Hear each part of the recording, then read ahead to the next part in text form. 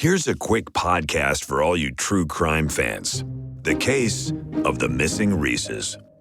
It was me at the store with my mouth. Motive? They're Reeses. What was I going to do? Stop myself? Tune in next time to see if I do it again. Spoiler, I will. Wow, that had everything. Reeses, suspense, Reeses. These long dog days of summer, I mean, we just made it through a heat wave. Mama was parched through this heat wave. I was hitting up Dunkin' every single day, and I will continue to probably for the rest of my days, but especially this summer. Dunkin' is helping everyone stay cool this summer with its lineup of refreshers. These drinks are packed with bold, fruity flavors and served ice cold. It's amazing. Dunkin' refreshers are the perfect afternoon pick-me-up. I like to start my morning with them personally, and then sometimes I go back for a second one because I'm just feeling crazy. They come in a variety of delicious flavors, including fan favorites Mango Pineapple and Strawberry Dragon Fruit. And then for a limited time, there's Black Cherry and there's Pink Pineapple. I'm going to tell you something right now, and it's a bold claim, let me tell you, but I stand behind it. Pink Pineapple will change your life. It is so good. It has me feeling like I'm sitting in a pool, resort side, just living, honey. It's so yummy. Try your favorite flavor with green tea, sparkling water, lemonade, or Dunkin's all-new limeade. I haven't tried the limeade yet, but I'm going to. Usually I get my drinks made with green tea and occasionally lemonade, but I do really like the green tea. Or if you don't want to build your own, try one of Dunkin's curated refreshers like the Cherry Lime Ricky or the Ultimate Pink Daydream. The Cherry Lime Ricky, scrumptious. I could drink like 3 of these a day. They're so freaking yummy. Head to Dunkin' today and find your favorite refresher. Dunkin' refreshers contain less than 1% fruit juice. Limited time offer. Chilling crime cases are mysterious, but finding coverage shouldn't be. With the State Farm Personal Price Plan, you have options and can personalize your plan to help create an affordable price so you can get back to cracking all of life's bigger cases. Talk to a State Farm agent today to learn how you can choose to bundle and save with the Personal Price Plan. Like a good neighbor, State Farm is there. Head to statefarm.com to get a quote. Prices are based on rating plans that vary by state. Coverage options are selected by the customer. Availability, amount of discounts and savings, and eligibility vary by state. Hey weirdos, I'm Ash. And I'm Alaina. And this is Morbid.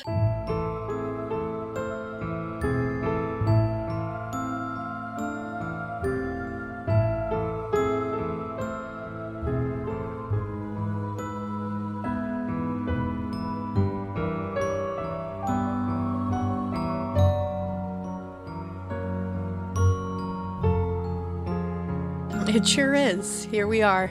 And we're feeling better. I was going to say, can you tell because I'm singing and being annoying that I feel 10 times better? I'm like just feeling better. Like, because I got it after Ash. Because I waited until everybody was okay. And then I decided to fall into it really hard. You really did. Like you said, it was like that mom thing. Yeah, my body kept it away till everyone was on the up and up. And then it was like crash. It was like, oh no. So I had 2 days of being like pretty ill. But today I'm feeling better, and so is Ash. So yay, we're on the other side. Dude, and Drew still hasn't got it. I'm like, I feel like you're not going to get it. I feel like he's not going to either, and I'm proud of him. He's a weird anomaly. I'm really proud of him. I guess he's health. But he's health. I think he's health. You know what, though? I keep saying it to John, and he actually got mad last night because he was like, what are you trying to say? Because I was like... He was like, you're going to have a few more days of feeling crappy. Like, this is what happened to me. And I was like, no, I think I'm going to be fine tomorrow. And then I was like, I go, you hang on to things a lot longer than I do. And he was like, what is that supposed to mean? And I was like, I don't know. You just keep things longer than I throw them off faster. I don't know. Guys, let's be real. A man cold is a real thing. I was like, that's what she's trying to say. I'm trying to be nice here, but I don't know. Like, you keep it longer. My immune system's just like real quick. A man cold is a totally different story. Really is. It really is. He was like, shut up. Like, I'm glad that Drew didn't get it because, like, he did a wonderful job taking care of me, but I was like, I don't really want to return the favor. Like, I'm tired from being sick.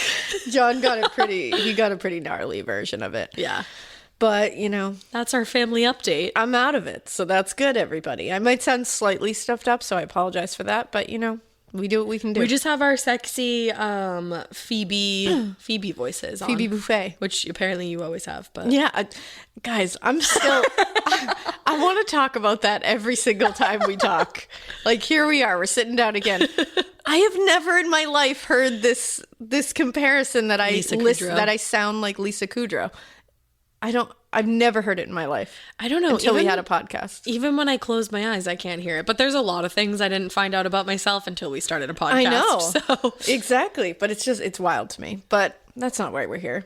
Why we're here is to talk about crime. True crime. And weird stuff. Weird stuff. And crime. So I think I posted a photo on my Instagram the other day and everybody was like, oh my God, I don't know if I want this episode or I don't want this episode. It's not this episode. Oh, I was like, I thought that it wasn't that episode It's either. not, but I just wanted to like update on that. So I bought this book called Buried Alive and I've been doing like crazy research on premature burials and like fear of being buried alive. Great, I'm so excited for So that. that's going to be an episode for next week because it's just become so intense that I want to make sure I do it right. So I pushed it to next week, but it's coming.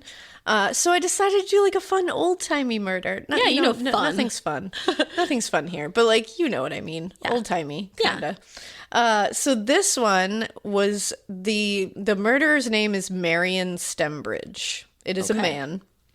And because Marion was like a very big man's name back in the day. Yeah. Just put in, I think John Wayne's real name was like Marion. I'm pretty sure. I didn't even know that. Yeah. But so I found a lot of information in this book called Georgia Tales, Stories of Georgia and Georgians by Ray Chandler. And it has a lot of cool, like, crazy tales from Georgia. Love I don't know it. if you could tell that. But it's a really good one. And they did a whole thing on Marion Stembridge, and I was, like, fascinated by it. So Marion Stembridge, this obviously takes place in Georgia. Mm-hmm. He was born August 28th, 1892 in Baldwin, Georgia. He grew up in a pretty prominent family. According to an ancestry search that I actually signed up for Ancestry.com to go look into his family tree for this because it was kind of hard to find information on him. Wow. Thank you to the person who actually did a search on him and like set up his family tree because that was awesome. That's a lot. His parents were John Wesley Stembridge and his mother was Mary Leverett. He was one of at least 5 children that I could find. He had a brother, Roger, who was an older brother, and he had 3 sisters, Mildred, Martha, and Ellen. Oh, Mildred, I love that name. Mildred, Martha, and Ellen. Mildred. His father passed away in 1925. I'm not sure what of, because again, there's not tons of like detailed information about this. Probably Prohibition. Probably died of prohibition. That's probably what happened. I would have. It's just, getting too roaring with it. So he was very close to his mother, and even as he got older, she would financially help him a lot of times. Like he was that kid. A little trust fund baby. He was that kid. Love it. And basically she would go to bat for him even though when she like probably shouldn't. Because he was always kind of a dick. Okay. Just from the get-go. You know what I'm getting? I'm getting dandy vibes. Oh my God. That's literally what I was thinking the entire time. I love when we're on the same wavelength. I almost put a dandy reference in here. I love that you did that. That's so in my funny. head, I kept picturing like Finn as dandy immediately this entire time. As soon as you started saying like his mom would always help him out and like vouch for him when he shouldn't, I was like, oh, like dandy. Give him money. Like I started and he picturing was a dick. that. Yeah. Like it's just all, he's a murderer. Like it's just all there. That's crazy. He's dandy. And, everyone in the area said that the Stembridge family were very nice people, and really the only one who was difficult and quite frankly a real asshole was Marion. Okay. He was the only one that everybody was like, what the fuck is wrong with you? Can we call him Dandian? Dandian. So dandy. So not a ton is known about his childhood, but people who knew the family said they were good people. He wasn't abused. He wasn't mistreated. None of the kids were, by all accounts. But by the age of 19, his older brother, like something must have gone down because his older brother and one of his sisters tried to have him committed to a mental health facility in Milledgeville, Georgia. Oh, dang. So obviously, I mean, like we said, he was always an asshole. And I think he was becoming a little more aggressive and scary, a little unpredictable. So they were trying to get him committed. It didn't end up happening because he wouldn't agree to it, and he was 19 years old. And his mother also stepped in and said it was not necessary. Ruh-roh. But as these things often go, this really created an issue between the siblings, obviously, because now he's not in the mental health facility, but he knows you tried to put him in there. Yeah. So there's a problem. So Marion wanted nothing to do with his older brother, Roger, anymore, and the sister, who I couldn't figure out which sister it was who did it, but he completely cut them out. Okay. Didn't want anything to do with them ever again. Like, that was it. And I mean, I guess I'd be pretty mad too. he was pretty mad for sure, but he would only talk to his mother and his 2 remaining sisters. Those are the only people he would have contact with. He did go into the army for a spell, but he was medically discharged at one point. There was a point when he did check himself into a mental health facility, but I wasn't able to find any information about what that was for and what happened or how long. Oh, okay. And his family wouldn't talk about it. Well, and maybe they had it like expunged or something. I think like it was just that. one of those things that like it just wasn't talked about. He did graduate from the University of Georgia School of Law. Wow. But he never applied for the bar, so he never actually became a lawyer. Craig? But he was Craig Conover, is that you? Hashtag Southern Charm. Craig. What? Craig, are you there? Are your pillows there? But he did eventually. Yeah, he did. Right? There you go. Do you guys watch Bravo? Did No. he? I don't know. I don't think remember. he did. I'm pretty sure he did. Craig? Hey, Bravo heads. Craig Conover, are you listening? You did, right? But yeah. So people actually described him as intimidatingly smart. He was brilliant. Okay. Like very, very smart. But brilliant in the bad way. Yeah, he used conniving. it to be cunning, conniving, manipulating. His siblings and their spouses all described Marion as super entitled. Hashtag dandy. Literally. And just an asshole in general. They all just fucking hated him. And his sister-in-law, who was married to his older brother, Roger, said, quote, he thought he was the crown prince of the family. Oh my God, that's literally Right? so weird. It's so him. Maybe That's so I wonder funny. if American Horror Story actually like knew this story. Maybe. So after he graduated from law school, apparently for no reason, he started his own business, and it was like a mail order business, and it was apparently very financially rewarding for him at first. Okay. From this, he did do a ton of other random things to make money, and this eventually led him to acquiring a grocery store, so he became a grocer. Dang. Which is now called Ryle's Bakery, and it's in the area still. Oh, so wow. if you're in the area and like you know what that is, that's cool.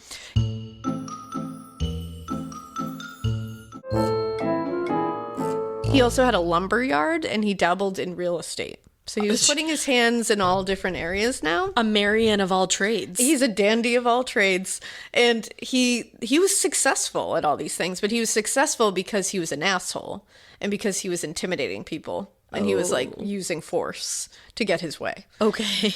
Now, clearly nothing is on the up and up here. It kind of looks like it is, but it's not. I'm just picturing him like walking into like an open house with like potential buyers and being like, you need to buy this fucking house. Buy it this has fucking house. 10 bay windows. You fucking need it. I boiled cinnamon sticks on the fucking stove. You know what that's called? Potpourri, baby. You know what I did? I set this shit up. I staged it for you, okay? I took time out of my day. I pictured your dumbass family living in this house, and I put shit in here that I knew you would like. I staged the place.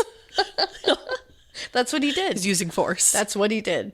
But yeah, and everybody was just around town, you know, was just like, okay, he's a dick that just does good business. Yeah. He's just a business dick. That's all he is. And they were all just like, whatever. But he soon opened another business, and it was in the back of one of his like existing stores. Well, that's already Whenever shady. It's in the back of a store, it feels shady. Oh, that's in the back building. That's in the back building. And it was the Stembridge Banking Company. Quote unquote. And it was touted as like a private bank. Yeah, I bet. So already you're like, oh no. Honey, that's not a credit union. In reality, it was just a total facade for bad shit. He was dabbling in like loan sharking and, you know, like just any bad money thing you can think of. Laundering. He was going ahead and dabbling in that. All of the above. He was also fucking with like poor and like black communities because he was giving them high interest loans that he could later come after them very aggressively for.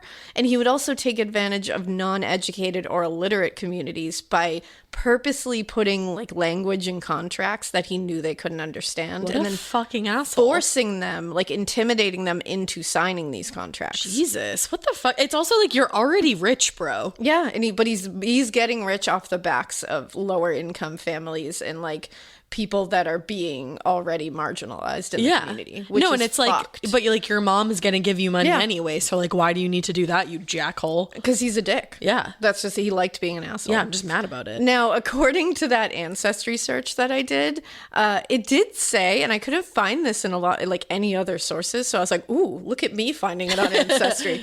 He did marry a woman named Lois Denive Marchin in 1927. Lois. It also claims they had a daughter named Evelyn, but that's never mentioned again. And he Okay. marries again. Okay. So this little marriage with the daughter is never mentioned. Interesting. But Well, in back his- then too. But it's in his damn family tree, okay? It's in there. in a prominent family though, like a divorce. Yeah. Back then. That's what Mama Dandy said. She said, She said, She probably did, to be honest. She may have I think she might have. choked on her brandy and went, That's not working. Well, yeah, so apparently that wasn't working for them. But as his widowed mother, because remember, she's widowed now, Yeah. as she's getting older, she obviously needed a little more care. So she moved in with Roger, the older brother. She moved into his house with him and his wife, and she lived there with him. He took care of her, like all was good. And now I said Marion was close to his mother, Right. and he still was. And he would visit her a lot, and he would go to Roger's home. But remember, he's not speaking to Roger, so when he would visit, he refused to go inside the house, and he wouldn't speak to Roger, so he would have full-blown visits with his mother through a window. meet me at my window. He would stay outside, and she would be sitting in the fucking window because he was that petty. He was like, Mom, you could use a hero right now, and I could use someone to save. I had to. I love it.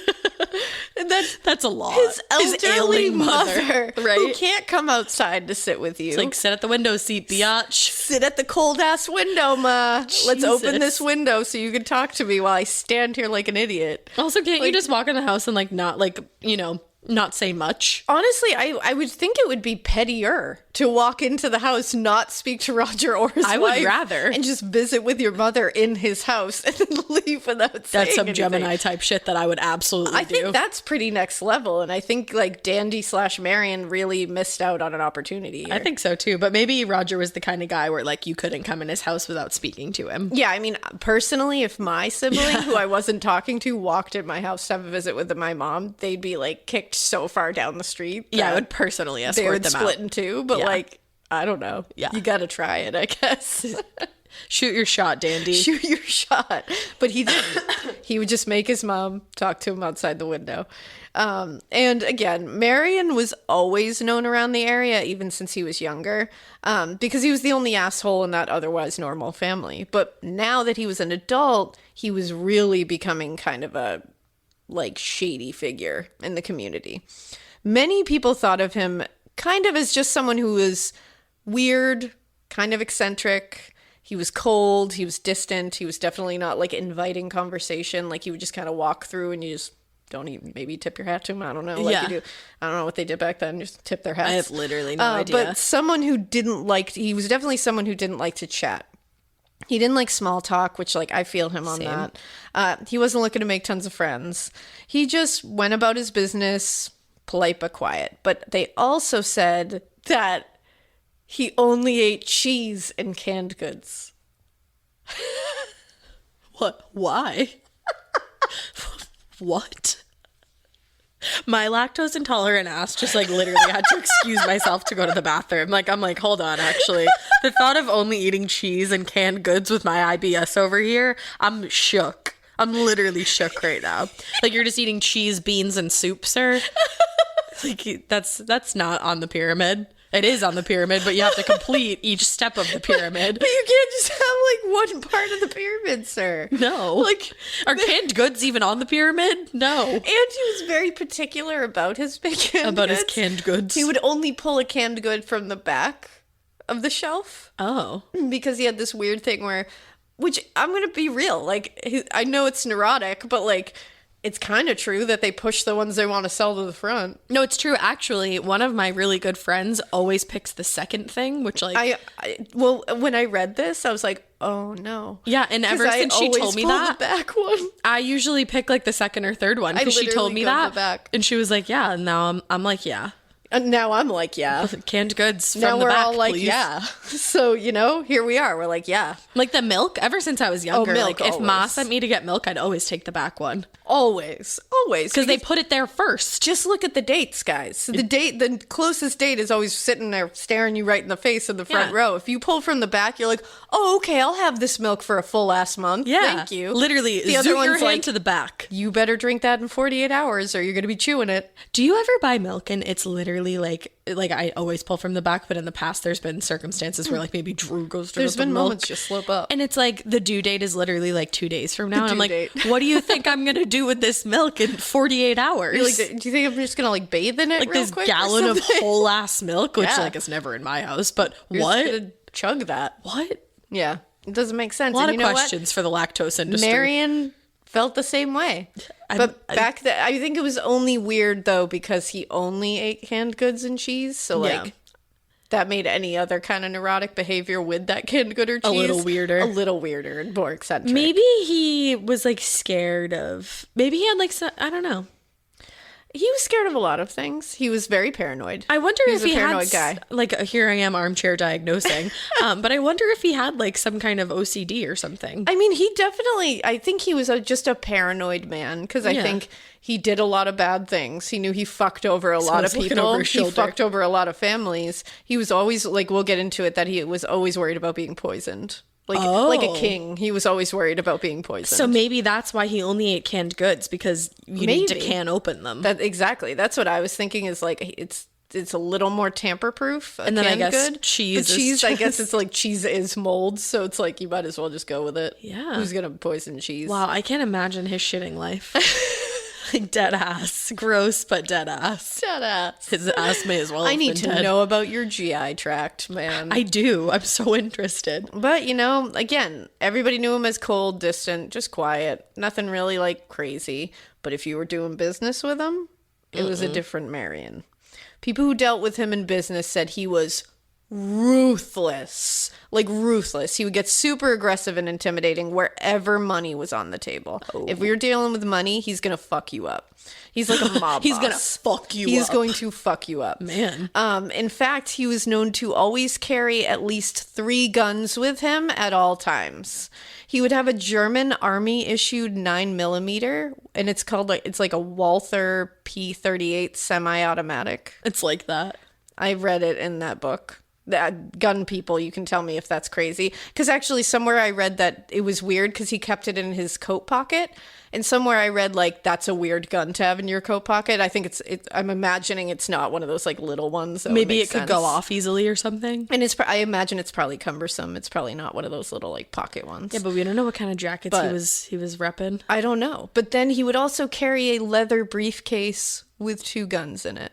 Okay. At all times, everywhere he went. See, that seems Armed like to the teeth. That seems like it would be more difficult because you have to open your briefcase to get access. You do, but maybe it's because he has that one, That so is he's true. ready to go like pow pow, and then while you're like whoa, he's like opening his briefcase. Yeah, pow You know, pow, pow whoa. pow, whoa. See, I picture him with like one in his pocket, like he's an asshole, so he needs a shoulder holster. It would be like because this is what, like, the 50s or whatever, like, the, you know, he's like out of the 20s and shit. Yeah. And like I feel like he should have those suspenders and like the shoulder holster. Yeah, and me too. Make it look cool at least. But no, Guns, he's but just make it walking around with fashion. a briefcase. Yeah. Like a turd. Right. Like that doesn't seem real. But yeah, that's what he did. I don't know. But so he was paranoid. I mean, that shows you how paranoid he was. He always felt like he had to be armed to the teeth. I guess. And at some point, he must have left his first wife, but I can't find when that happened. Okay. Either way, in 1947, he got remarried. Okay. This time, he married Sarah Jordan Terry. She was an English teacher at the Women's College of Georgia, and according to multiple sources, she was described as, quote, big and mean as sin. I mean, she does have 3 names. Which, like, Wow. If somebody described me as big and mean as sin, I'd be like, you damn Skippy. You damn straight I am. Damn Skippy. So, I mean, wow. Okay. Like, good for him. Yeah, that's a yikes. So 1948 was when his first real legal trouble hit. Like, he got into a couple Surprised it took that long. little, like, scripts and scraps there. Squabbles. But this is when shit got, like, whoa. Like, he means business. Whoa, baby. So a man named Johnny or Richard, I've seen it twice in like several sources. Some people call him Johnny, some people call him Richard. This is also a time where I see that people will have a name like Stephen, as we'll see later, and people called him Pete.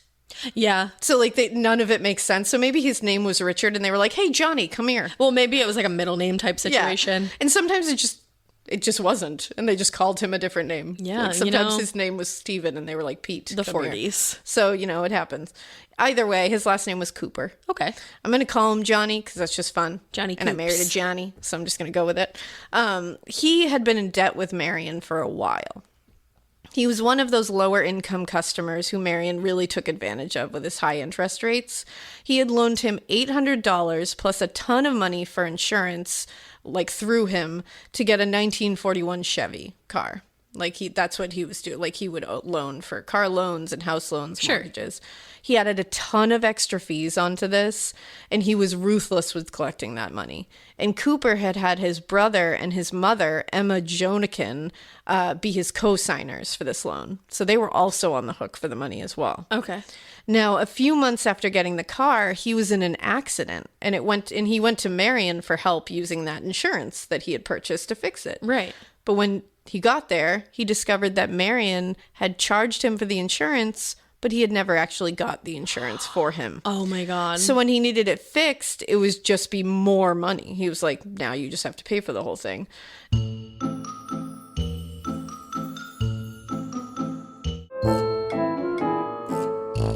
Now, there are two like small little deviations of the story here, but it all goes to the same place. It's just I'll tell you.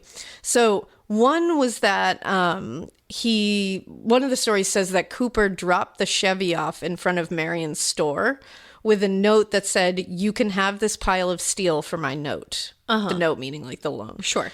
And this pissed Marion off, obviously. Mm-hmm. The other story says that he just stopped making payments on the car after this insurance bullshit, and this pissed Marion off. I like the first one because it's more petty. I feel like the first one happened because I feel like that's like weird Drama. to make that up, and it's a lot of drama. Either way, Marion was pissed, and it was over money in that loan. So he ended up going to Cooper's home to deal with this. Aye. And he brought along his business associate named Sam Terry with him. You mean business associate? Air bunnies. His plan was actually to beat the shit out of Cooper. Yeah. He brought brass knuckles. He was like ready to like mob boss this shit. Damn. But when he got there, he wasn't there. Okay. His aunt and his mother was there. He decided, since his mother was actually a co-signer on the loan, that she was the second best one to go after. And he did. He told her he would get his money one way or another, and he would do it by any means possible. So he was like, you better give me that money. Oh, man. Of Never course- co-sign a loan. No, just don't. And of course, there was some kind of disagreement that ensued, and Marion pulled out a gun because, remember, he is always carrying at least 3 on his person at any given time, and he started shooting wildly at Cooper's mother, Emma. Oh, my God. He shot her 4 times and his aunt once. Are you kidding me? Yep. Nope. Of course, police were called. And when people heard this commotion, they immediately started like running towards this place because it's the 50s. And they're like, let's Yeah. go help someone. Yeah. So Officer Eugene Ellis arrives on the scene. He's going to be a big player in this whole story. Officer Eugene Ellis. He literally stated that when he arrived, he watched Marion hand the gun to his associate, Sam Terry, and Terry just took it. And he said he later asked him why the fuck he just took the gun without hesitation. And he said, with Marion, what would you have done? Yeah, bitch. I'm taking Which whatever tells he you, gives like, me. damn, like, are you kidding me? So Cooper's mother, Emma, died from her wounds, and his aunt survived. So he's a murderer now. He's officially a murderer. And he attempted to murder both of them. Uh-huh. Both Marion and Sam Terry were indicted on those murder charges. So Officer Ellis had to go to Marion's office and serve him the warrant for his arrest. In the book, Georgia Tales, Stories of Georgia and Georgians by Ray Chandler, Ellis said that he got there and he just stood in front of Marion, who was sitting at his desk, and Marion just stared at him. And he said, quote, he had crazy eyes that could stare right through you, but I could always stare him down. I told him, Mr. Stembridge, I've got a warrant for your arrest. And he said, can I see the warrant? And when I showed it to him, he pulled a gun out of his desk. What the fuck? Yes. I'd be like, either way, you're under arrest, and you're going to be even more under arrest if you shoot me. I'd be like, you're going to be in so much more trouble now. So put that away. What are you Stop doing? it. Well, Eugene Ellis, who is like this like crazy badass at this moment, had to wrestle Stembridge down on the ground and get the gun away from him to arrest him. But Oh my he goodness. did. He said, quote, he was raising hell the whole time, saying how his rights were being violated. And he said the state solicitor, whose name was Shep Baldwin, he'll be mentioned later too. Shep, I love it. Shep Baldwin, Fucking of course. Southern charm all over the It is. place. Why is this so much Southern charm? Because Georgia. Because Georgia. But he said, Shep Baldwin later told me the biggest mistake I ever made was not killing him right then and there when he pulled that gun. Yeah, because it's true. I bet he's going to kill some more people, I feel. I bet he's going to do some things. I feel. So he was released on bond. For why, though? Because I forgot to mention that Cooper, his mother and aunt, were black. So I just want to put that out there. Take that from that what you will.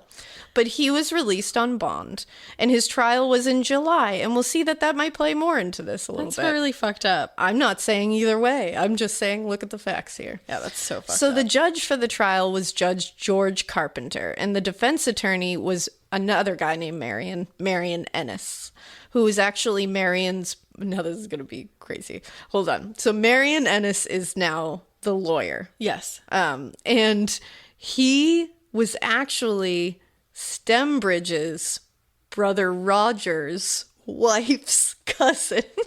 Okay. That's a Right, lot. okay. That's a fucking I just lot, had but to I say followed. it. Yeah, I wanted to say it slow so you could just try to follow. So that. Marion is Marion's brother's wife's cousin. I got Yes. it. Hey. He was put on the case because his brother Roger was not a shitty person, and he actually tried to help his brother, even though Or was he a hated him. shitty person? Well, Because his brother murdered someone. He was a shitty person, but you know what I mean? He wasn't a was shitty brother. He was trying to help him out, Yeah. even though he was... Yeah, exactly. He wasn't a shitty brother. That's what it is.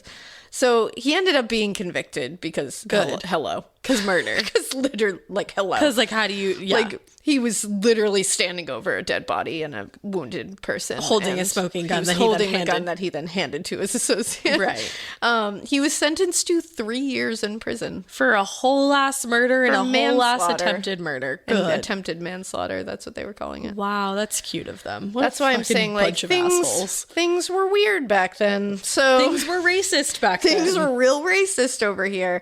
But it's important to note that Marion Stembridge took this loss as his lawyer's fault, as Marion Ennis's fault. Yikes. And not the fact that he was found with a gun in his hand at the scene of the murder, standing over the dead body. He didn't think that was the fault. Why He would thought that it be was- his fault, It was Alaina? Marion Ennis's fault for not taking that and turning it into an innocent. when life Yeah. gives you lemons. You know? So he blamed Marion Ennis for this whole thing. That's going to go well.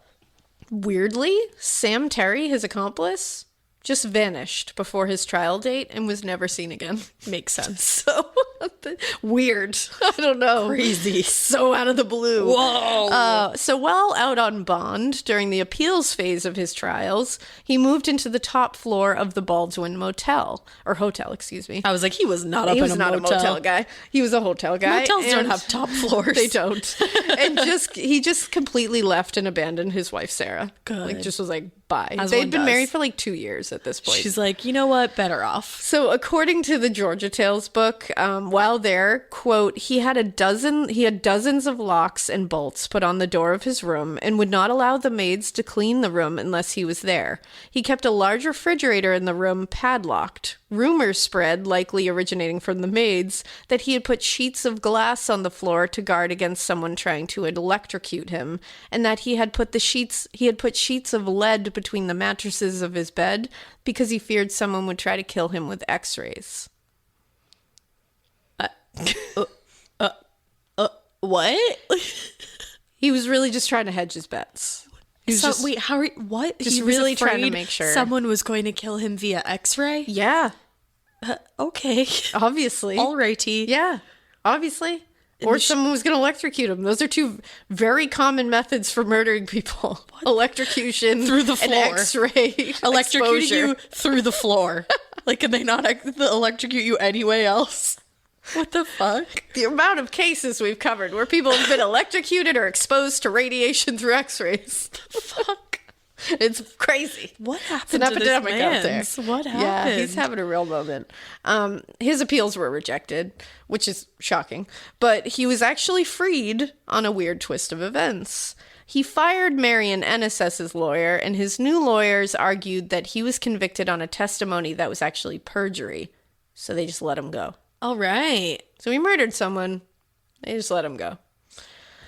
Later, they looked into this and they realized he likely just bought his way out of that conviction. Yeah, I'm sure. But they were going to use some kind of like weird little loophole. Now, around this time, and I'm sure they regret it later. So around this time, he was also sued by a former customer of his bank because he loaned this guy $50. And he ended up having this guy pay like $550 on a $50 loan. Whoa. So one of Marion Ennis's associates named Eva Sloan actually had this man sue Stembridge in small claims court, and the man won, and Stembridge had to pay the full amount back. So he blamed this loss on Marion Ennis as well because it was his junior associate that sued him, basically. Okay. Her name was Eva Sloan. She'll come back later too. Do you know Sloan is one of my favorite Eva names? Sloan.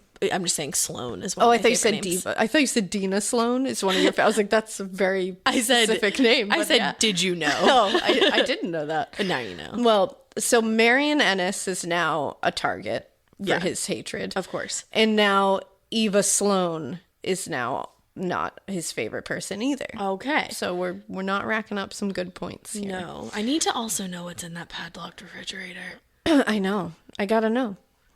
Well, Sarah divorced him finally, or started the whole process. mean Sarah. And she claimed that he was like cruel, abusive, just a terrible person. Aww. She said he slept with a gun under his pillow and that he basically did that whole king thing where he would have, when she would make dinner, he would either switch the plates or make her eat some of his food to make sure that she didn't poison him. Imagine John doing that to you. You're No. like, here's Den, and he's like, I want your plate. I'd be like, dude, make your own food then. The fuck? I'm going to make my own food. You make your own food. None of us will be poisoned. So a couple of years later, at the end of 1952, he was in trouble with the IRS. Because the IRS gonna get you. And you didn't think this guy was going to get away from the IRS. No. There's Nobody no way does. he was paying taxes. No. Like, that's not a thing that was happening. No. So he was not paying taxes at all for like decades. How do people think that they're going to get away with that? I know. And he was also bullshitting on his taxes that he did pay. So apparently when the agents showed up to be like, hey, we're going to charge you with tax evasion, he said, you know what? I'll pay you $10,000 to make this go away. That's it? And back then. back then. And they said, okay, maybe. Yeah. And they were like, most people can be bought. Well, and they were like, we're going to mull this over. We're going to see what's happening. So they left. And they come back on January 6th, 1953. So like a few weeks later. And they said, sure, we'll take that $10,000. And we'll forget that you just failed to pay taxes for years. And he was like, cool. And they were like, oh, actually, make that $10,000 each. So they were like, I want $10,000 Per person at and the they IRS? No, like the two people. Oh, gotcha. So they were like, I want $10,000 and he wants $10,000. I was like, that's a lot of thousands. And he was pissed, but he was like, fine. What else are you gonna do? He goes, he gets $20,000 that he just had. I was going to say, exactly. And He's he so just mad. comes in, he hands it over, and then they announced that they were wearing wires and he was under arrest for tax evasion and attempted bribery. I love it. Apparently everybody cannot be I bought. love it. He went to trial in April, and April 27th, he was convicted of all charges. The judge told him to get all his shit together and that he was going to come back on May 4th for sentencing. Sure. So they were like, you're going to go away for a while. Doubt he's coming back on May 4th for sentencing. because this was on April 27th, so it's only a couple days away. Yeah. Only a few days away that he has to come back. Judge George Carpenter, who like presided over both of his trials, got a ton of death threats over the next couple of days over the phone. And he said he knew they were Marion, who was 61 years old by now, by the way. Now, after this, he just went radio silent for a few days. Like, no one heard from him. 'Cause no he's one knew what he was leaving. doing. And then May 1st came. And on this day, he randomly mailed 2 big suitcases to one of his sisters who lived in Washington, D.C. Both of them had like locks on them. I cannot find what was in these suitcases. Do you think it was just money? I don't know. I imagine maybe. Probably because they were his sisters that he like that he cared about. Yeah. But I'm also like, what? Maybe there's like evidence and shit in there. Maybe there's like more shit he did in there. Maybe he like liquidated all his assets somehow, like Erica Jane Maybe, style. but like, I want to know. Maybe I'm he just wanted to make guys, sure they were taken care of before he disappeared. I'm shook.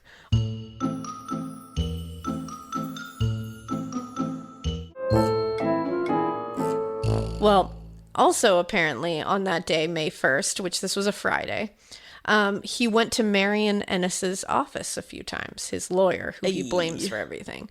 He wasn't there all day. Good. But he kept coming back and looking for him. Came back. And people in the office were like, what's nervous. happening? But they were just kind of like, oh, why does he need to talk to him? Like, no one was thinking anything of it.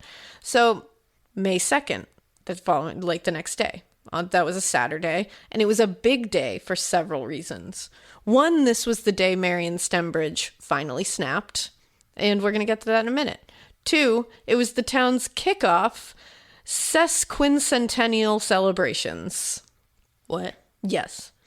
I'm going to set the scene real quick. It was the 150th birthday of the town of Milledgeville, founded in 1803. Cute. On that Saturday, May 2nd, there was a parade planned and a huge ball and pageant to crown the queen of the sesquicentennial. Oh, bitch, yes, send me there. No, thank you. Don't give me any of that. But according to the Atlanta Constitution newspaper on May 4th, 1953, quote, more than 2,000 people, their hearts warm with pride and hands warmed with applause, gathered at Davenport Stadium on the Georgia Military Campus for the presentation of what a narrator called a home folks story enacted by home folks.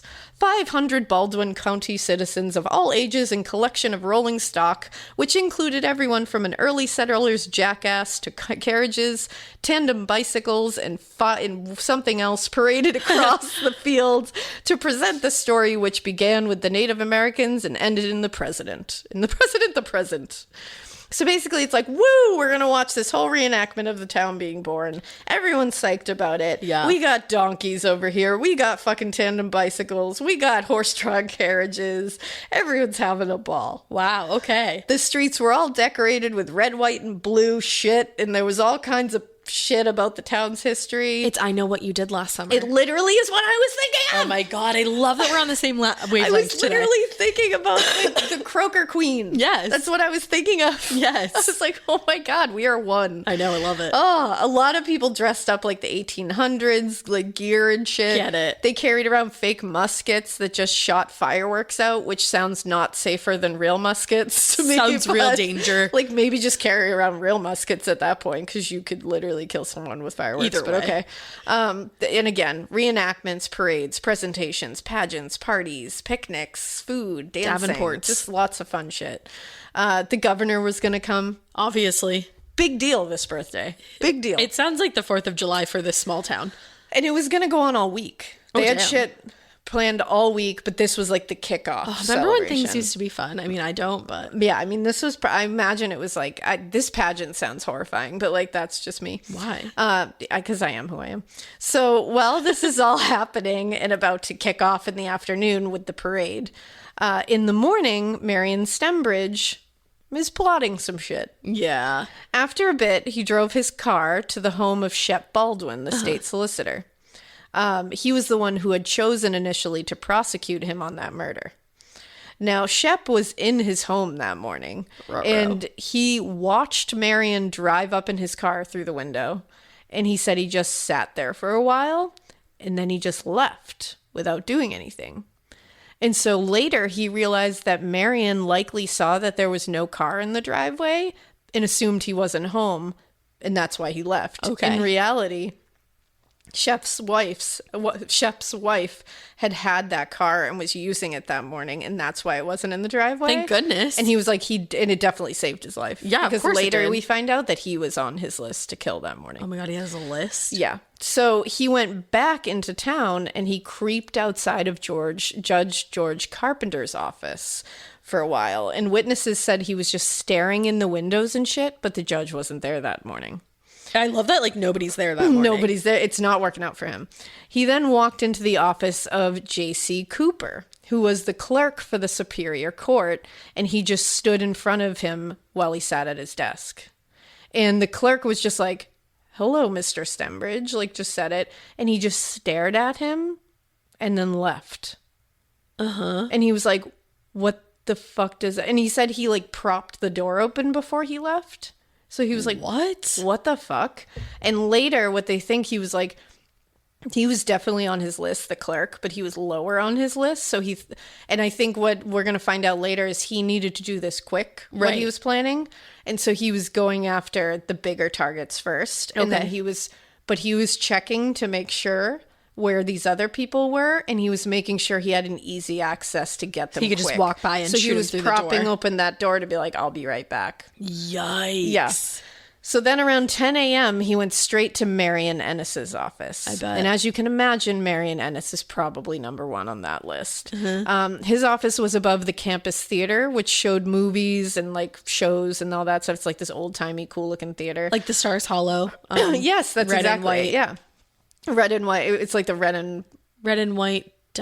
It's not the diner. I think it's the red and white movie theater. Yeah, I think you're right. I think you're right.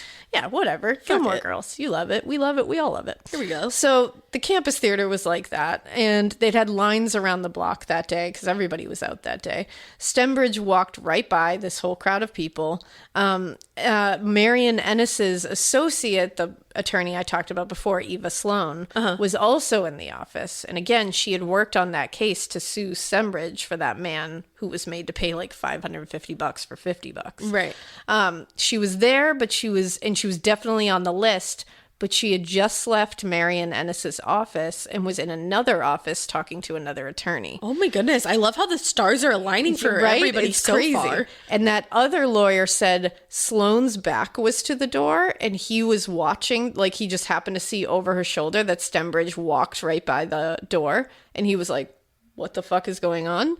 And he walked right down the hall towards Marion Ennis's office. Then suddenly the people, Sloane and that other attorney, heard loud pops. Now Stembridge suddenly ran across the hall and out the front door, past the other attorneys. Sloane ran into Ennis's office and found him lying face down in a pool of his own blood. Stembridge had shot him once in the shoulder, once in the stomach, which would have killed him, the coroner later said. But then when he collapsed on the floor, he stood over him and shot him in the back. Oh my goodness. Now, Sloane later recalled that blood literally gushed from his mouth as he tried to talk to her, and that he grasped onto her arm for support as he breathed his last breath. Yeah, she said he literally like died in her arms. Oh my goodness. I can't imagine how heavy that must be. Oh my God. And like they worked together. Like that's like crazy. Yeah. So someone from the law office actually yelled out the window to the crowds below that somebody had shot an attorney, and chaos just went nuts. Oh God. So this is happening, and Stembridge walked quickly out of that law office and into another office building called the Sanford Building on the other side of the theater. People in line said he walked by them and tipped his hat to them as he did. This is a movie. Right? And he walked up the stairs, past the offices, and down the hall to the office of Stephen, or what people knew him as Pete, Bivens. Bivens was on the list because he had represented someone who sued Stembridge in a false mortgage, like foreclosure kind of thing. And he had also represented Sarah Stembridge in her divorce against Marion. So several people actually told him during that whole thing, go easy on Marion, because they were like, he's scary. He's terrifying. And he said that he wasn't worried at all because people were like, he literally murdered someone. Like we all know he did. And he tried to murder another person, like chill. And he was like, no, I'm not worried about it. He was 27 years old, Bivens. Invincible. So he's invincible. And he was like, you know what? He's 61 years old. What is he going to do to me? Yeah. And then he was like, I also carry a Colt 45 on me at all times. And 2 zigzags. So whatever. Exactly. So he was like, I'll protect myself. Well, that morning after shooting Marion Ennis to death over his beefs with him, he walks right into the office of Bivens and just stands there. And he's just breathing heavily and looking wild in the eyes. It was even weirder because he barged into a closed office while Bivens was like dictating something to his secretary. So his secretary is just standing next to him, like taking notes. And Stembridge, I think the secretary's name was Jean Stockham, I believe it was. Stembridge just barges in, just stands there like a fucking wild animal. And then his secretary looked him right in the eyes, and she said later that Bivens just said, "Good morning, Mr. Stembridge. What can I do for you?" Like, what the fuck? There was a pause, and Stembridge just raised his gun and shot. And he shot until his gun clicked and no ammunition was left. He ended up shooting Bivens 4 times in the chest as he was sitting at his desk with his secretary standing right next to him. And the secretary was just standing there? Yep. And I guess Bivens did raise his own gun, try to raise it, but he didn't have the strength to like pull the trigger, so he just dropped it. But what is crazy is Bivens didn't die right away. Even with 4 shots directly to the chest, he got all his strength, stood up while being shot, like in the middle of being shot, and started charging at Stembridge. Whoa! As this is happening, his secretary, Jean Stockham, is screaming, trying to hide, but screaming for help at the same time. Stembridge is trying to put another magazine into his gun. Girl, grab Bivens' gun. To shoot Bivens more. Since Bivens is apparently the Hulk, so he's like, I have to keep shooting this guy. Before he can do that, Bivens tackles his ass down and manages to grab Stembridge's gun from him. Bivens takes off down the hall with the gun, but collapses halfway down the hall onto the gun. Oh my. So he's literally got halfway down the hallway with this guy's gun, fell onto it, and he died. Oh no. Yeah. And I really thought he was going to live. I know. It's so sad. What and a I was hero, trying to though. figure out which one, either Marion or Bivens here. One of them, like Marion Ennis, one of them left behind a wife and 2 young children. Oh. Yeah. So both of them were very young. So Yeah. it's like really sad. Now, a chiropractor in the office, I think his name was Dr. Brown, actually. He was in the same office building, but he had like a different office in there. He had to hide one of his patients under his desk, and he was the one who called police. And he watched Stembridge like run out of the building. So the police were already you're just coming. getting fucking adjusted and this shit happens. How terrifying would this be? And you have to like hide under this guy's desk. You don't know what's going on. It's the 50s. You're like, what the fuck's You're happening? like halfway through an adjustment and you're like, I'm really like, uncomfortable and now I'm crouching under a desk. I feel very fucked up right now. This is not helpful. You're like, I'm at making all. 3 appointments next week. Yeah, like Thanks. this is not cool. Thank you so much for this. Can I have this comped? So, so Yes. the police are already coming and sirens are going everywhere. Like people are all over the place outside. People are screaming. Like people are telling them to stop clogging the streets because everyone's crowding around this area now. It's absolute mayhem because people are already out for these celebrations, so they're in celebratory mode, and now all of a sudden sirens are coming flying down Like, here. what the fuck? Someone yells out a window, somebody's been shot. Like, what the fuck? So it turns out Stembridge ran into another part of the Sanford building where one George Edwin Sibley had an office. Okay. When Officer Eugene Ellis, like once again, and Sheriff Dennis Cox came on the scene, they walked up the stairs to where the second murder had occurred, and they heard a shot. So when they get up there, they find Marion Stembridge on his stomach on the floor outside of the judge's office. There was blood pooling around his head. He apparently had heard the cops approaching and put a gun in his mouth and pulled the trigger. Oh, wow. Now, in that Georgia Tales book by Ray Chandler, it says that the state solicitor, Shep Baldwin, who Marion Stembridge had visited that morning and definitely planned to kill, he just showed up next to them at the crime scene. And in the book, Eugene Ellis says, quote, "To this day, I don't know how he got there. I don't remember hearing him walk up on me, but when I looked around, he just said, 'It's over now, ain't it, boy?'" What the fuck? So I'm like, what the fuck? That seems shady. Yeah. Like, what's going on there? I'm sorry, excuse me, what? I was like, whoa. It's over now. Ain't it, boy? Ain't it, boy? I just, yeah, was like, like, that whoa. makes sense. Like, that's how the movie ends. Whoa. It's over now. Ain't Ain't it, boy? And the credits then roll. it fade to black. Like, Boom. whoa. Kind of love it. But it didn't end there. I bet.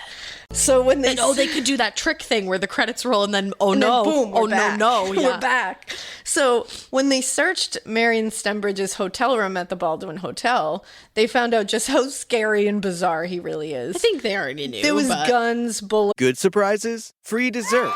Bad surprises, hidden fees.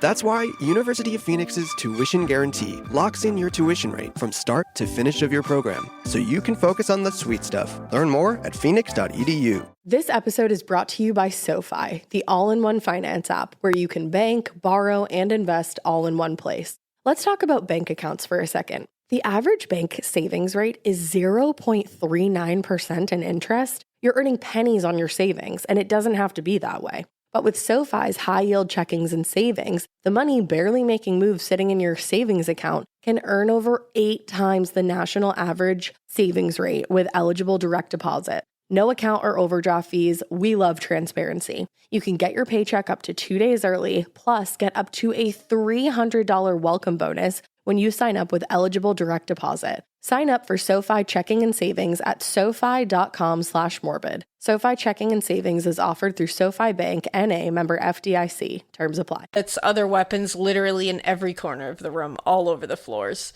When they later went to his office, they found a suicide note. Oh. It was dated for May 1st, 1953, and it was handwritten, and it said, "To whom it may concern, I just do not care to be sentenced for another crime I did not commit. In this connection, I will not be able to do my full duty. I can only do the best that I can. Marion W. Stembridge. I was convicted by tampering with the jury."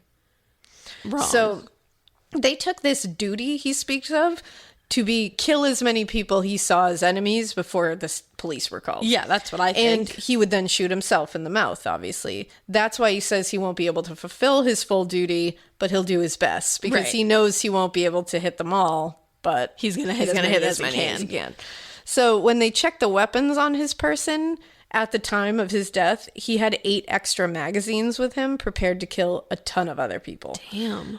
They also deduced that he was planning it on that Friday because he dated the note for Friday, and he also had tried to show up to Ennis's office, but he wasn't there. Right. So on this list, they knew other than the 2 he actually killed, Marion Ennis and Stephen Bivin, or Pete Bivin, he was going to kill Shep Baldwin, Eva Sloan, who only didn't die because she happened to leave Marion Ennis's office just before he came in, and he didn't have time to look for her because he had to get out of there. Mm-hmm. Judge Carpenter, J.C. Cooper, the clerk, his ex-wife Sarah. He was going to kill Sarah? Yep, and they think that Eugene Ennis was also on that list.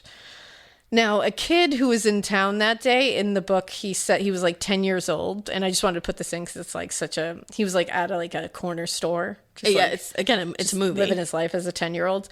And he said he was there throughout the whole thing. And he said, quote, "I remember seeing him bring Ennis's and Bivin's bodies out. They were covered in sheets, but the sheets looked like somebody had dumped a bucket of blood over them.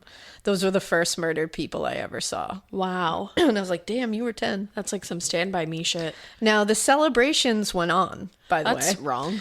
They canceled the parade for that afternoon, but the ball and pageant went on as planned, and the celebrations panned out for the rest of the week went out too. Like, would it feel the same to be crowned Miss Georgia in that moment? Probably not. No. But Bivens and Ennis apparently had both were big in planning the celebrations. Sure. And so I think it was their families who were like, they would have wanted this to go on and people to be happy and like have a fun time with this whole. And I think they did like honor them at they mentioned them at times, but they did make it a big deal to like go on with these celebrations like nothing happened. Yeah, that's They were like, the troublesome. birthday is important. We need to, and wait until I read you part of the newspaper article that sent me to the moon because I can't. To the moon, Alice. So it's really crazy.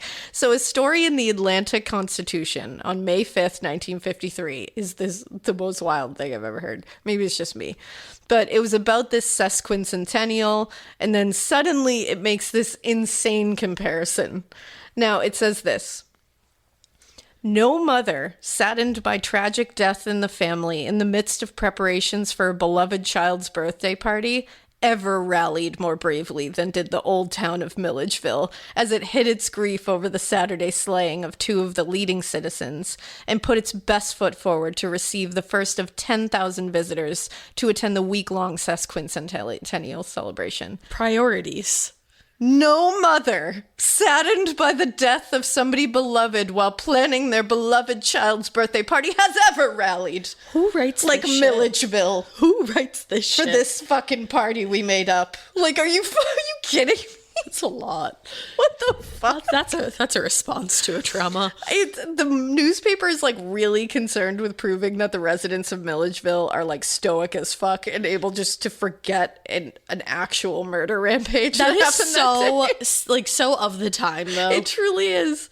Because then the next thing it says in there is the deaths of attorneys Marion Ennis and Stephen Bivens before the blazing gun of banker grocer Marion Stembridge Saturday was still uppermost in many minds. But as soon as the second funeral that was Bivens was over at 4 p.m., the town turned resolutely to staging the finest 150th birthday party for the finest town in the US of A. Dude, they straight up pre-gamed this party with a funeral. And then there was an asterisk, and it says, rights for Stembridge, who killed himself after the double murder, will be held privately Tuesday.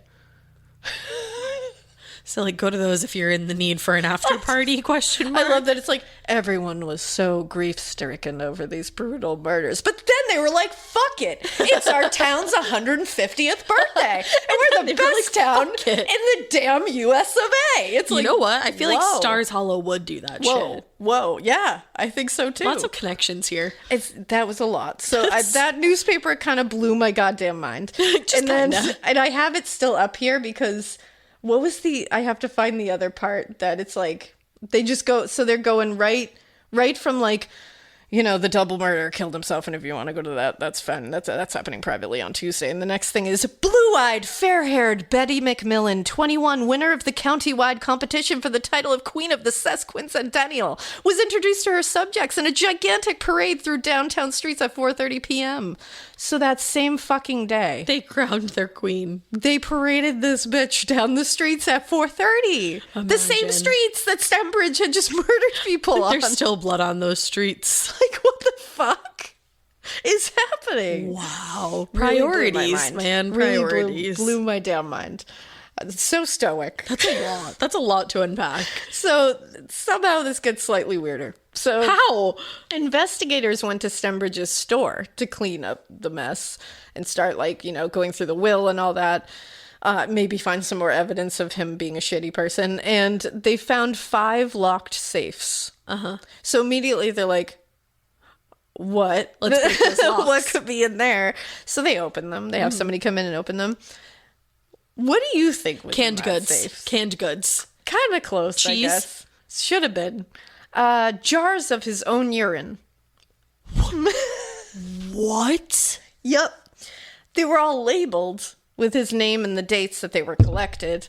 And they had notes saying that when he died, they were to be tested so it could prove that he was poisoned. What the fuck? They also found rusty nails in some of the safes and guns. What? Yeah. I mean, things you keep in safes. Imagine they're all definitely talking about it before they like open these up, and they're like, Like, oh, are there body parts? Are they like... yeah. Is there going to be some crazy, like, paperwork that leads us to this, like, Jars nutso of investigation? Just jars of piss. Ew. And then imagine his being name on 'em. the person to clean that up, and then it's in his will that they need to be tested. Yeah, and then it's just, like, there that they need to pass. I'd be like, no. so then they have to. We're not like, doing that. Legalities. Well, also in his will, he left Sarah $1. what a fucking ass. And that was literally, like, required by law because they weren't legally divorced Of yet. course. Wow, what a fucking asshole. I would take all of that piss. I'd be like, technically that's mine too. And I would pour it over his grave. For better or for worse, motherfucker. Oh, Marion. But he left the rest to his 2 dick. sisters that he talked about. What about his child? Yeah, I don't know what happened to Evelyn. I don't know where she ever went. Girl. But in what's crazy is Eugene Ellis, the like main guy here, he later became chief of police there, and he bought Marion Stembridge's desk when it went to auction. That's a choice. Isn't that a real choice? Choices. He used it for a long time.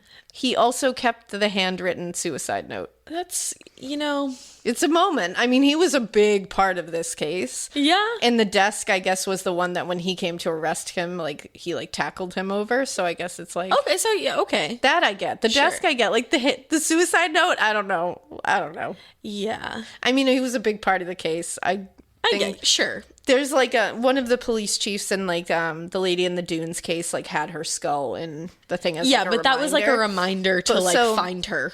But people keep like odd things, I suppose. They do.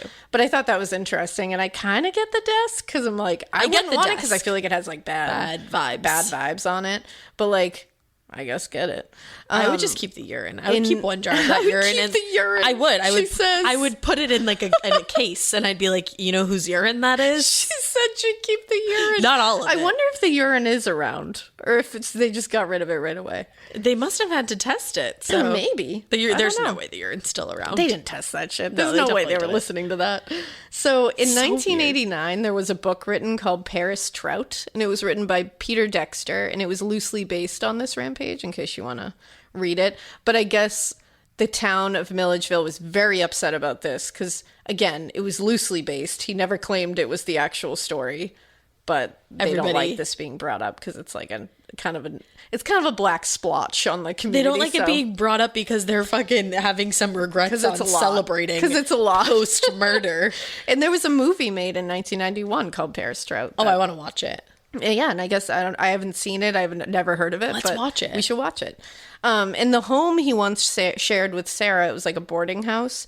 It burned down in 2019. Oh, no. But before that, it was said to be haunted by Marion, who would stomp through the hallways. I believe that. And now people say that the campus theater is haunted by him. Oh, I bet. Because he died like right upstairs in like an office thing. I mean, that's a fun And the movie. Rampage happened like right up there. Yeah, I want to go there. Also, I just had an idea. We should watch that movie and then do a Patreon episode on it. Oh, we should. Hi, patrons. We'll watch, what is it? Paris Trout. We're going to do it. Yay. So that's the tale of Marion Stembridge. That was wild. Where did you end up finding that? Somebody recommended it. I like randomly had it in a list. I don't think I came up with it myself. Maybe I did, but I think it was a list of ones that I had like taken from people like Twitter who suggested. And stuff. Yeah, so whoever suggested that, you fucking rock, because that was really interesting to look up. That was very interesting to listen to, so thank you. You know I love an old-timey murder, and you gave me a good one. I know, sorry, I just punched my microphone. That's okay. We do it all the time. But thank you so much for, if that was a suggestion, which I believe it was, thank you so much, and you guys rock at suggestions. Yeah, feel free to always like tweet at us suggestions, fucking message them to the email. Because I didn't know about this one, so I never would have found it. Yeah, exactly. I love it. You guys rule. Oh, we also have a forum for fucking suggesting cases. We do. Talk until I can find it. We have a form. Forms are fun to have for these things because they keep them all in one area. And that way you can suggest cases and we will actually see them and they won't get lost in the abyss. Exactly. Because I don't know if I've said this, but like, I don't look at the email anymore, so I won't see them. Ash will have to like pass them along to me. But I did ask on Twitter the other day and I got so many good ones. So you guys rule. And I love you so much. I found it. And this is a lot of fun to do. Okay. Here's the form. Thank you. I'm going to end up posting this on Instagram or somewhere, but if you're an old and you don't do that, then it is https dot fucking not dot. Hold on. No. It's https /2 forms.g. I'm gonna have to post this because I'm not reading all of those letters. We'll just post it. We'll in the just show post notes it too if you want. We'll put it in the show notes. in the show notes. It's gonna be all over the place. You get those by going to listen wherever you listen. If you click on the episode, there should be an episode description. That's what that the show is. notes. Just because we've had a couple people that were like, "What the fuck is a show note?" It's confusing, and I feel that because before I did a podcast, I'd be like, "What the fuck is a show note?" So. Right. We get it. So that's where that is. Thank you. I'll also link HTTPS this book because this book is really interesting and has a lot of Georgia stories in it. And Ray Chandler's did a good job telling the story. I wonder if I should I can try to post the link to the ancestry tree, but you might have to sign up for an account to see it. A lot of people have accounts though. So. But yeah, and this was fun. Love you, and we hope you keep listening. And we hope you keep it weird. weird. But that's whether you go on a killing rampage and then you're like, oh, you know what? I'm done with my killing rampage. The town should just celebrate HBD town. Yay. And not so weird that urine and you're safe. Jars of urine. Everywhere.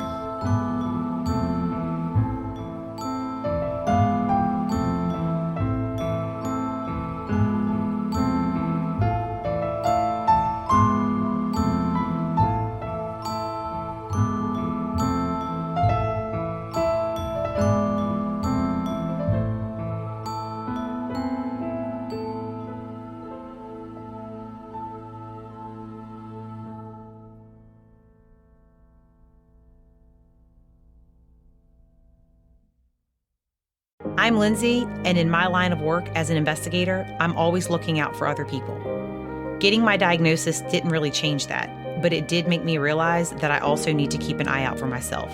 So my doctor and I decided to start on Kisqali ribociclib. Lindsay is a real patient compensated for her time. Visit Kisqali.com. That's KISQALI.com to learn more. And ask your doctor if Kisqali ribociclib is right for you. Ever ask yourself, why do some pads feel so crunchy? Meet Kotex Bamboo, the pad changing the game when it comes to comfort. Kotex Bamboo is gentle on skin with a breathable viscose top layer made from bamboo, so you can really feel the difference. Check out Kotex.com for more details on the all-new Kotex, completely redesigned to meet your needs. You asked, we heard.